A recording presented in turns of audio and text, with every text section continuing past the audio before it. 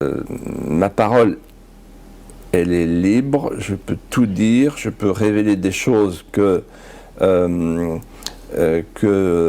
ne pouvais pas révéler quand j'étais dans la vie publique, tout simplement parce que j'étais pressé par le temps et que c'était pas le moment.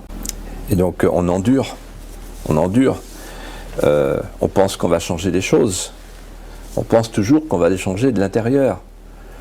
Puis après, on se met à la marche, on croit qu'on va les changer de l'extérieur. Mais en réalité, la machine tourne et vous broie. En fait, ce que j'ai vécu à Bruxelles, il paraît que c'est normal. Et donc il y a 3000 policy managers et 30 000 lobbyistes. Et 30 000 lobbyistes. Et 30 000 lobbyistes. Alors, tous les quarts d'heure, ils frappaient à ma porte. Et ils venaient au nom de l'industrie chimique, etc., du gaz, de toutes les grandes branches, à chaque fois que vous tapez sur votre bouton pour voter, en fait, il y a un lobby derrière. Le Parlement européen ne pèse rien. C'est une zone grise, on ne sait pas qui achète qui. Ce qui est certain, ce que j'ai vu, moi, de mes yeux vus, c'est qu'en fait, les commissaires sont des futurs lobbyistes et les lobbyistes sont des futurs commissaires. Donc il y a un mélange des genres qui porte à la prise illégale d'intérêt,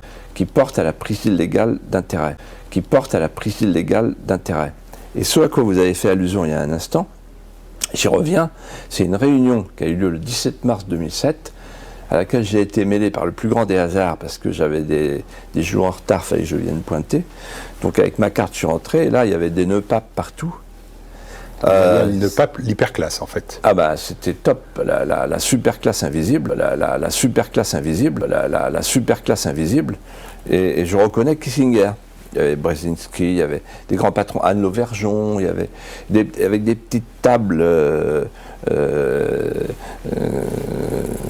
très bien achalandées, et ils parlaient entre eux, puis il y a eu les discours, et je suis resté jusqu'au bout. Et en fait, ce que j'ai compris, c'est que c'était la trilatérale branche Europe. Ils étaient 400. Et ils disaient qu'il faut détruire les nations. Ils disaient qu'il faut détruire l'homogénéité des nations. Très intéressant. Pour pouvoir augmenter les marchés. Avoir le marché planétaire de masse.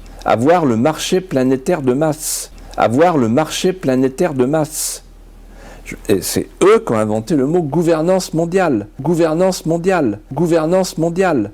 Ils parlaient du réchauffement climatique. Ils disaient que dans les écoles, au lieu de dire aux enfants « sauvez votre pays, sauvez votre région, sauvez l'arbre qui est en face de chez vous », non, sauvez la planète, c'est là. Et il parlait de la nécessité de réunir dans le même combat les deux libéralismes, le libéralisme économique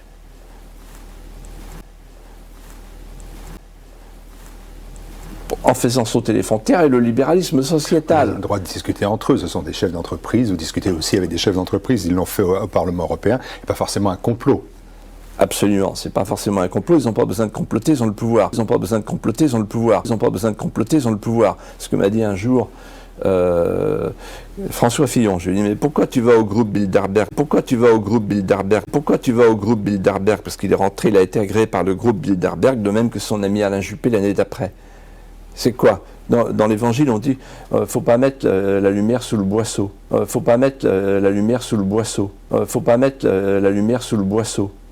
Ça vaut pour la franc-maçonnerie aussi. Pourquoi ils se cachent, ces gens-là? Et vous avez répondu quoi? Et il m'a répondu, incroyable la réponse, il m'a dit, que veux-tu, c'est eux qui nous gouvernent.